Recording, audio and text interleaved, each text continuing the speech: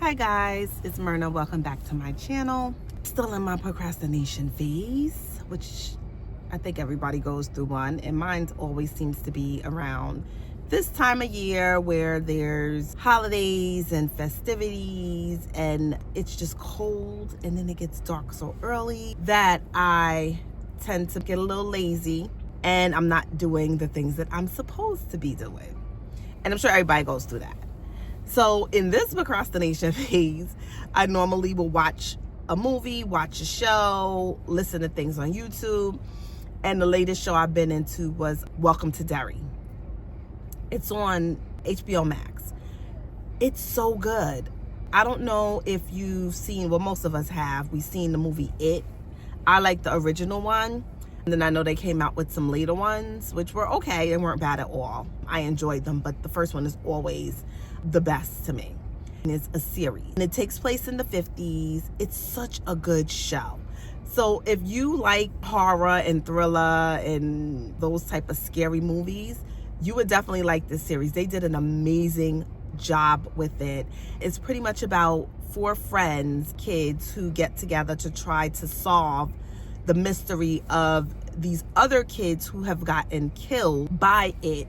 And one of the 4 children, her father's blamed for it because they're back in the 50s where there's segregation, black versus white, and he's the black man who owned the movie theater where the kids got killed, so clearly he's the one that did it, right? And somehow he escapes from jail and he goes on a run and things just start happening. This beast, this alien, whatever it is just in this particular town, and he's killing kids. Heck, he's killing adults.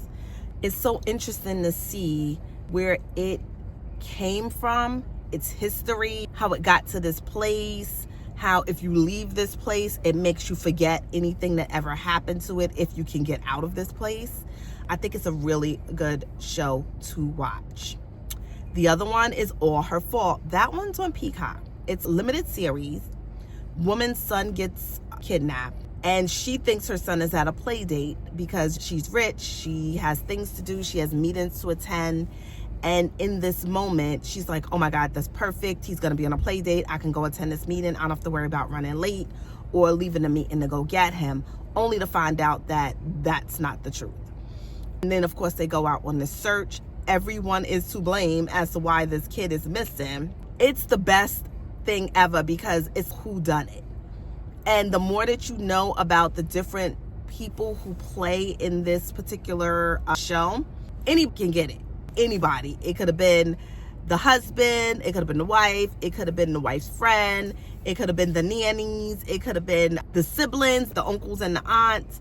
It's so good. The twists and turns. I'm not gonna even give you the end because I'm not gonna tell you who did it.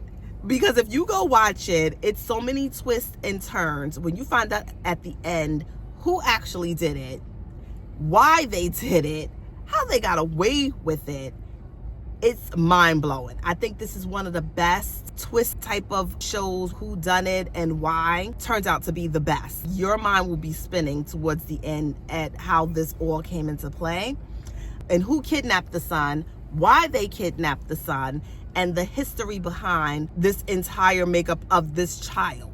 Everything pretty much relies on the birth of this child and what happened as he was growing up. Amazing show.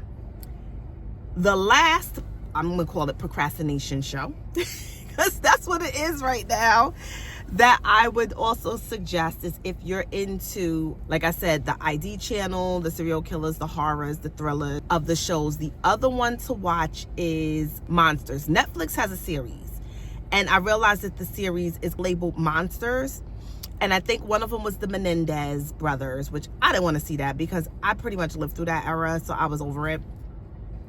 But this one is Ed Gein. I had no idea who the heck Ed Gein was. I was clueless. I grew up watching Psycho with Norman Bates, and he talks to his dead mother in the chair, and your Leatherface, and what was the other one? And Texas Chainsaw Massacre. I had no idea that they were all built off of this one guy, Ed Gein. I was shocked. I was floored. He was crazy. He ended up being schizophrenic. They tell you his diagnosis at the end, but his mindset was out of this world. He was very into the skin of the people. He needed the skin. He would make lamps and chairs. He would make bowls out of their skulls. And oh my gosh, he was definitely a loony bin. And I believe he helped find, I think it was Ted Bundy. That's another good one to watch, because if you're in the mind of a psychopath that really doesn't see what he's doing is wrong, it's the craziest thing ever. I was just shocked that he got away to it. His mother was like a Bible belter, so there was a lot of hitting you over the head with Bibles. Don't go with that Jezebel, and only a mother can love you, and God says this, and you will not soil any woman or plant your seeds in any woman, because that's not what we do. You don't want those hussies. And it was crazy. So that's also another good one if you're into the minds and psychoticness of serial killers. The next one I think is going to be Lizzie Borden, which I do want to see because her story is very interesting to me.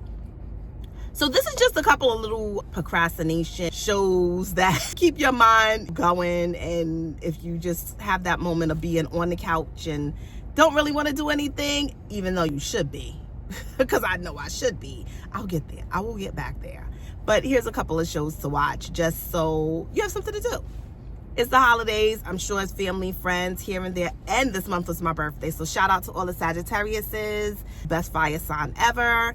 Hopefully you all have a wonderful birthday. For all of you month of December Sagittariuses are the best. We're the best. So with that being said, go check out those shows, HBO Max, Peacock, and Netflix. And enjoy your holidays. I'll be back to talk to you soon. Bye.